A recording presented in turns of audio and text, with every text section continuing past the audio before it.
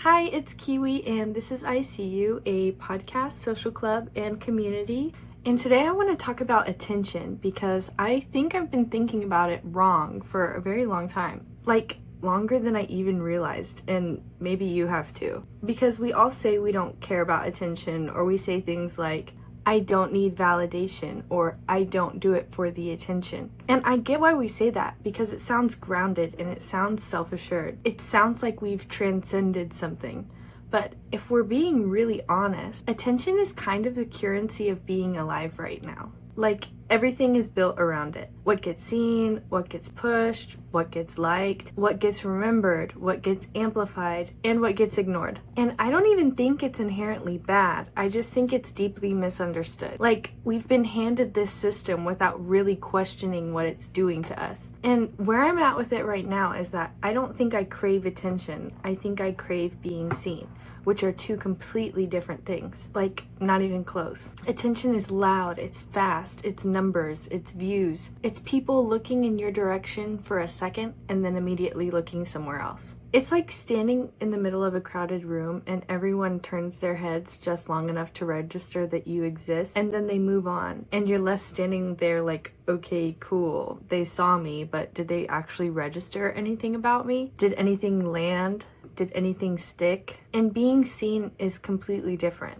It's quieter. It's slower. It's when somebody actually registers you, not just your output, not just what you're doing, not just what you look like or what you're presenting, but the intention behind it, the thought, the feeling, the nuance, the layers, the parts that aren't immediately obvious. It's when someone feels something from you, not just consumes you. And I think what's been messing with me, and probably a lot of us, is that we've been taught that attention equals proof. Like, proof that you matter, proof that you're doing something right, proof that you exist in a way that counts. And that's reinforced over and over again every time something either performs well or doesn't, every time something gets traction or doesn't. Every time you get that spike of like, okay, this is working, or you get that drop of, okay, this isn't working. And it trains you without you even realizing it. It starts to shape what you make, what you say, how you say things, how you show up, how much of yourself that you reveal, and how much you edit.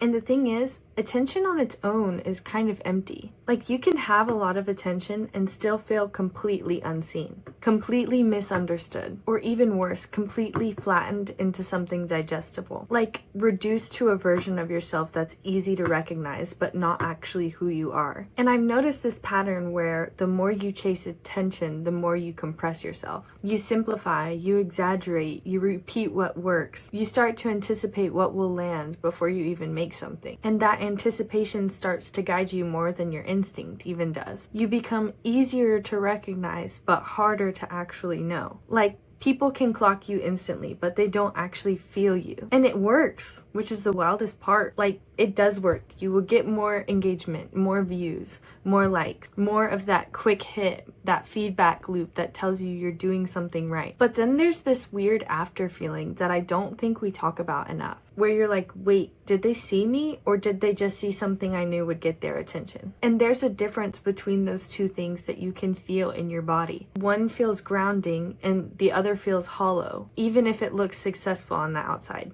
And I think we've been conditioned to prioritize the hollow one because it's more visible, it's more measurable, it's easier to point at and say, look, this worked. But the moments that you actually remember, the ones that actually stay with you, the ones that shift something in you, are almost never the loud ones. They're the ones that make you pause for a second a little longer than you expected to. The ones that made you think or feel something in your chest, or made you see something differently, even if it was subtle. Those moments weren't trying to grab you, they just landed. And I think that's what I'm trying to move towards. Less grabbing, more landing, which is easier said than done because grabbing is rewarded immediately and landing is not. Landing is slower.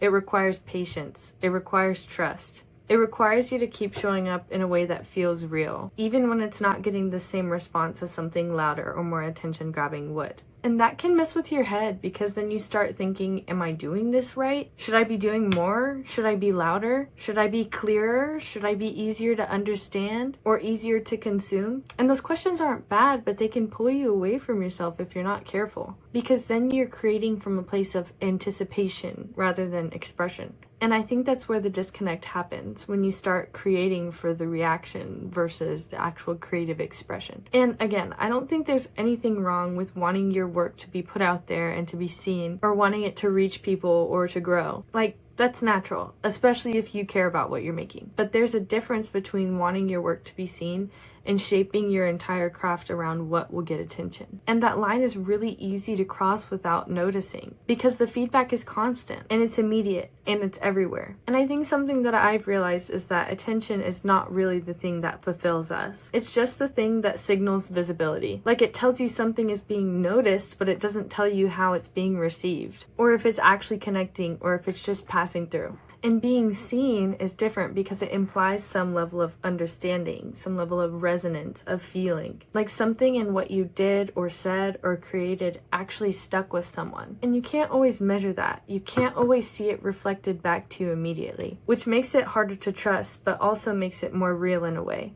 And I think that's why this conversation matters. Because if you're only chasing what you can measure, you might miss what actually matters to you. And I don't think the goal is to be attention grabbing. I think it's to be felt. Like to make things that have weight to them, even if that weight is quiet or subtle, or takes time to be recognized. And I think that's what we actually want more of. Not just more attention, but more moments where we feel seen, where we feel like something or someone actually registered us beyond the surface level. And maybe that starts with how we show up too, like giving ourselves the permission to be a little less optimized and a little more real. Because I don't think the point was ever just to be looked at. I think it was always to be understood. And maybe the shift isn't about rejecting attention entirely, but about redefining what we're actually looking for within it. Like, not just asking ourselves, did this feel honest? Did this land somewhere? Even if I can't see exactly where. And I don't know. I'm still figuring this out in real time. But I think I'm starting to understand that attention on its own isn't the goal. It's just a byproduct sometimes of something deeper. And if you only chase the byproduct, you might lose the thing that made it meaningful in the first place. So maybe the question isn't, do I or do I not want attention? Maybe the question is, what kind of connection am I actually looking for? And am I giving myself permission to create from that place, instead of constantly trying to prove something? And I think that's where I'm trying to sit right now. Not in the performance of being seen, but in the process of actually seeing and being seen in a way that feels real. And if that resonates with you even a little bit, then you're exactly where you're supposed to be. And yeah, that's what I've been thinking about lately. Take care. See you next week. Bye.